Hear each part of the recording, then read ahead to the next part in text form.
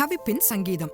சங்கீதம் 38 தாவீது மிகுந்த துயரத்தில் இருந்தபோது தேவனுக்கு முன்பாக செய்யப்படும் ஒரு மனம் திரும்புதலின் சங்கீதமாகும். அவர் உடல் ரீதியாகவும் உணர்ச்சி ரீதியாகவும் தனிமையினாலும் பகைவர்களாலும் நெருக்கப்பட்டார். ஆயினும் இவற்றை தனது சொந்த பாவத்தோடு இணைத்து பார்த்து தனது அக்கிரமங்கள் தன் தலைக்கு மேலாக போனது என்றும் அவை சுமக்க முடியாத பாரமாகவும் தன் புத்தியீனத்தினால் அவை அழுகி நாற்றமெடுக்கிறது என்றும் அவர் அறிவிக்கிறார். இவை அனைத்திலும் தாவீது தன்னை நீதிமான் என்றோ சாக்கு போக்குகள் சொல்லவோ முயலாமல் தேவனுடைய இரக்கத்துக்காக மன்றாடுகிறார். அவர் தேவனை நோக்கி காத்திருந்து பின்னர் தனது பாவத்தை வெளிப்படையாக அறிக்கை செய்து இறுதியாக தெய்வீக உதவிக்காக வேண்டுகிறார். தாழ்ந்த நிலையிலும் தாவீது தேவனை விட்டு விலகி போகாமல் அவரிடமே திரும்புகிறார். அவ்வண்ணமே நமது குற்ற உணர்வு நம்மை ஆழ்ந்த விரக்திக்குள் தள்ளக்கூடாது. மாறாக மன்னிக்கும் தேவனது இரக்கத்தை பெற்றுக்கொள்ளும் தாகத்துடன் நம்மை அவரிடமே கொண்டு சேர்க்க வேண்டும்.